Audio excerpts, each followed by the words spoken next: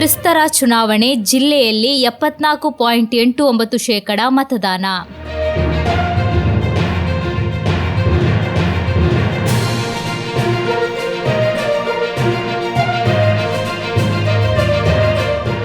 ನಿನ್ನೆ ನಡೆದ ತ್ರಿಸ್ತರ ಚುನಾವಣೆಯಲ್ಲಿ ಮತದಾರರು ಬಿರುಸಿನಿಂದ ಮತದಾನ ಗೆದ್ದಿದ್ದಾರೆ. ಸಂಜೆ 6 ಗಂಟೆಯ ತನಕ ಜಿಲ್ಲೆಯಲ್ಲಿ 74.89% ಮತದಾನ ನಡೆದಿದೆ. ಅನೇಕ ಮತಗಟ್ಟೆಗಳಲ್ಲಿ ಮತಯಂತ್ರಗಳ ತೊಂದರೆಯಿಂದಾಗಿ ಮತ್ತು ಮತದಾರರ ಸರದಿ ಸಾಲುಗಳಿದ್ದ ಕಾರಣ 6 ಗಂಟೆ ದಾಟಿಯೂ ಮತದಾನ ಮುಂದುವರೆದಿದೆ. ಕೆಲವೊಂದು ವಾರ್ಡ್ಗಳಲ್ಲಿ ಅಭ್ಯರ್ಥಿಗಳ ಬೆಂಬಲಿಗರ ಮಧ್ಯೆ ಮಾತಿನ ಚಕಮಕಿ ನಡೆದಿದ್ದರೂ ಎಲ್ಲಿಯೂ ಅಹಿತಕರ ಘಟನೆ ನಡೆದ ಬಗ್ಗೆ ವರದಿಯಾಗಿಲ್ಲ.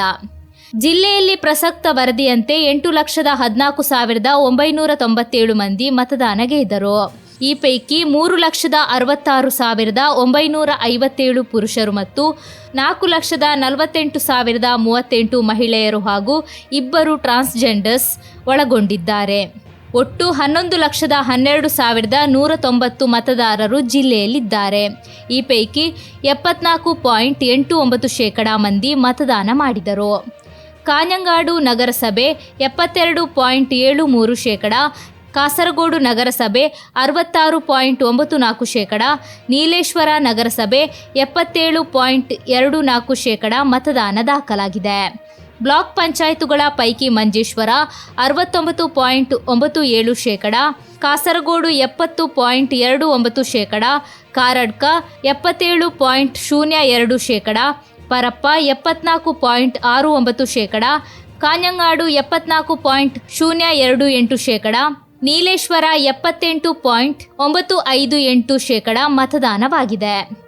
ಅತ್ಯುತ್ತರ ಕೇರಳದ 7 ಜಿಲ್ಲೆಗಳ 604 ಸ್ಥಳೀಯಾಡಳಿತ ಸಂಸ್ಥೆಗಳಿಗೆ ಚುನಾವಣೆ ನಡೆಸಲಾಯಿತು. ಅನೇಕ ಕಡೆ ಮತದಾನ ಯಂತ್ರ ಕೈಕೊಟ್ಟು ಮತದಾನ ಸ್ಥಗಿತಗೊಂಡ ಕಾರಣ ಸಂಜೆ 6 ಗಂಟೆಯ ಅವಧಿ ಮುಗಿದರೂ ಸರದಿ ಸಾಲಲ್ಲಿ ನಿಂತವರಿಗೆ ಮತದಾನ ಮಾಡುವ ಅವಕಾಶ ಒದಗಿಸಲಾಯಿತು.